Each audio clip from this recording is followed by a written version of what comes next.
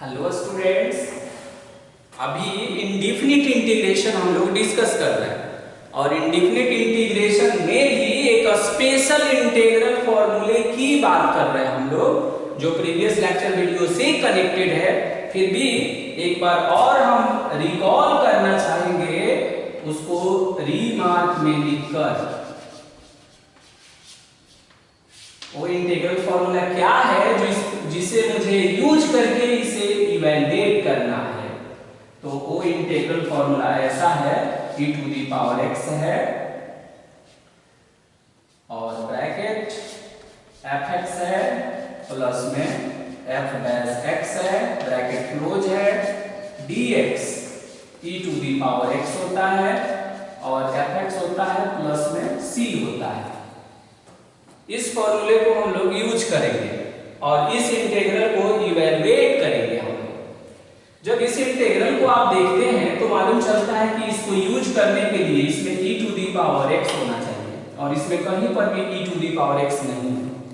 इसीलिए ये क्वेश्चन 1 और 2 जो है ये बार बार कॉम्पिटिटिव एग्जाम और एकेडमिक एग्जाम में भी पूछी जाती है, क्योंकि डायरेक्ट आपको e to the power x तो इसमें दिखेगा नहीं और दिखेगा नहीं तो इस फॉर्मूले पे आप थिंकिंग करेंगे नहीं, और जब इस पे थिंकिंग नहीं करेंगे तो इसे आप इवैल्यूएट कर ही नहीं पाएंगे। तो देखेंगे कि इसमें क्या क्वालिटी है जो e to the power x नहीं दिख रहा है, फिर भी हम कह रहे हैं कि इसी इंटीग्रल फॉर्मूले का यूज करके और तब इसे हम इवैल्यूएट करने वाले हैं। ओके, तो आपका इंटीग्रल कितना है? आपका इंटीग्रल है कैपिटल I और ये है 1 upon log x minus 1 upon log x का होल स्क्वायर, ब्रैकेट क्लोज, और ये dx दिया हुआ है। इसमें हम कुछ एजम्पशन करने वाले हैं। लेट log x को हम z मानेंगे। बेस यहां नहीं लिखा हुआ है तो आपको मालूम है कि बेस वहां स्मॉल e हिडन रहता है।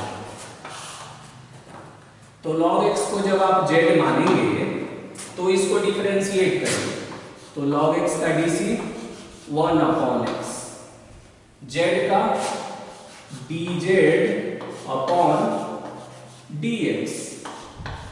यहां से dx का वैल्यू निकालेंगे तो x से dz होगा। क्या होगा? x से dz। एक और इंपॉर्टेंट बात जो है यहाँ पर हिडन है कि ये जो रिजल्ट आप एज्यूम करते हैं ना, तो log x to the base e है इज इक्वल टू z लिखा हुआ है। हम यहाँ से कहेंगे कभी कभी मुझे जरूरत पड़ेगी कि log हटाइए। क्या करिए? log हटा देंगे। तो log हटाने का तरीका क्या होता है कि जो बेस है वो बेस रहेगा, RHS में जो रहेगा वो बेस का पावर बन जाएगा और फेस वाला RHS में ट्रांसफर हो जाएगा, यानी x का वैल्यू होगा e का पावर z। फिर से सुनिए, log जब हटाते हैं तो क्या सिचुएशन क्रिएट होता है इसमें? बेस क्या है? आप बोलेंगे स्मॉल e लिख दिया आपने। RHS में क्या है? z, तो RHS वाला उसका पावर बनेगा। फेस क्या है? यहाँ x है, तो फेस RHS में ट्रांसफर होगा। इस तरह से log रिमूव होता है, यानी x का वैल्यू यहाँ कितना है? e का पावर z और कितना है? dz है। ये हमने किसका वैल्यू लाया? dx का वैल्यू हमने कैलकुलेट किया। अब हम देखते हैं इससे इंटीग्रल क्या बना मेरा, तो curly bracket 1 upon z minus 1 upon z square, dx का वैल्यू e का पावर z dz। अब देखिए e to the power z हमने यहाँ लिख दिया 1 अपॉन z प्लस और माइनस में 1 अपॉन z स्क्वायर और dz। अब देखिए तो यहाँ ये z स्क्वायर कितना है? ये z स्क्वायर प्लस इसलिए लिखे कि फॉर्मूले में यहाँ प्लस चाहिए। इसे देखिए, इसे हम fz मान रहे हैं तो इसे हम f डैश z मान सकते हैं क्या? क्योंकि ये डायरेक्ट दिख रहा है एफ डैश से। 1/z का डीसी कितना होगा -1/z²। ये पूरा फैमिली जेड में है इसीलिए यहाँ एफ जेड लिखा है। तो बताइए इसका आंसर क्या होगा e⁻x यानी e⁻z और यहाँ कितना होगा एफ जेड होगा और प्लस में c। तो e⁻z और एफ जेड का वैल्यू बताइए तो 1/z और प्लस में c और this will be required answer. हो गया, हमने इवैल्यूएट कर दिया। अब इसमें जो सबसे इम्पोर्टेंट बात है कि लॉग रिमूव करने वाला, तो हम आपको एक और बात यहाँ पर हाईलाइट कर दें कि कहीं लिखा हुआ है लॉग है, यहाँ 4 है, या मान लीजिए यहाँ log 16 है, यहाँ 2 है और यहाँ 4 लिखा हुआ है। क्या पढ़ेंगे इसको? log 16 to the base 2 is equal to 4 कहेंगे। log हटाइए तो देखिए बेस कितना है 2, RHS में कितना है 4, पावर बना दीजिए, फेस कितना है 16। इसी को हम कह रहे हैं, इसी कंसेप्ट को हम यहाँ पर यूज कर रहे हैं लॉग को रिमूव करने के लिए। ओके, तो फर्स्ट वाले में क्या देखा आपने कि e मतलब कि इसमें एक्सपोनेंशियल नहीं था, उसके बावजूद भी इस इंटीग्रल फॉर्मूले पर सेटअप बना लिया।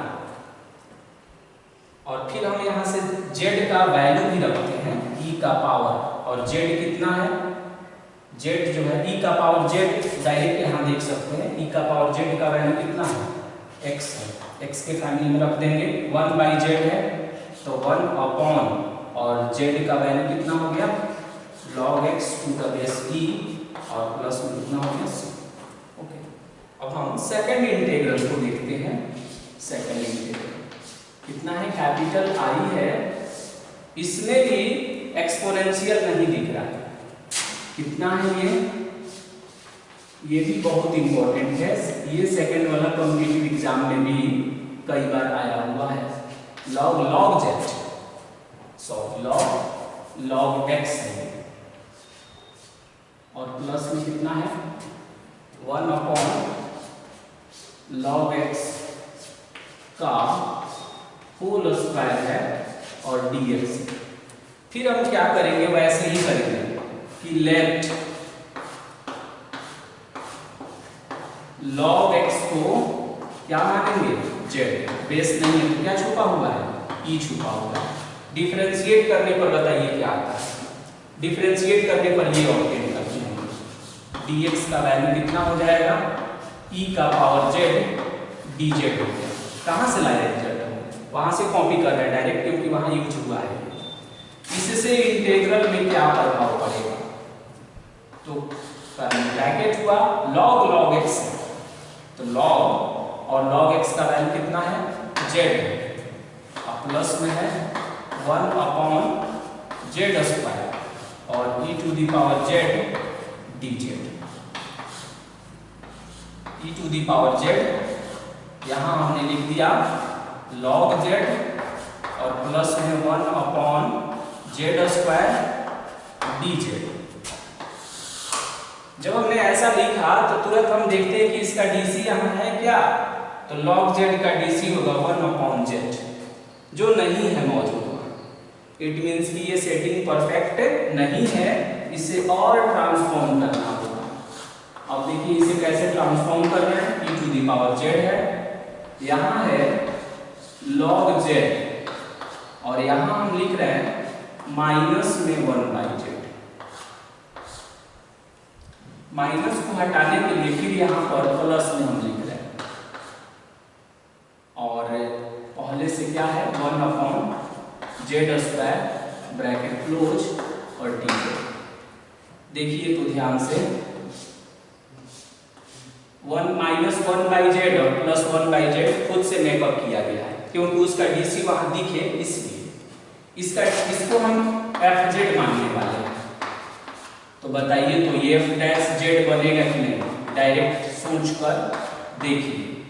log z का डीसी 1/z, 1/z का डीसी -1/z² और एक माइनस पहले से +1/z² आ जाएगा ना, इट मीन्स कि ये सेटिंग सही है। तो आपने क्या यहाँ पर एज्यूम किया, fz = कितना माना, log z और माइनस में 1/z। f' निकालेंगे तो क्या होगा, 1/z और 1/z का BC पढ़ेंगे तो ये हो जाएगा 1/z प्लस में 1/z²। हो गया, इसका मतलब ये हुआ, तब इसका आंसर कितना होगा, e⁻z और कितना होगा fz प्लस में k। अब e⁻z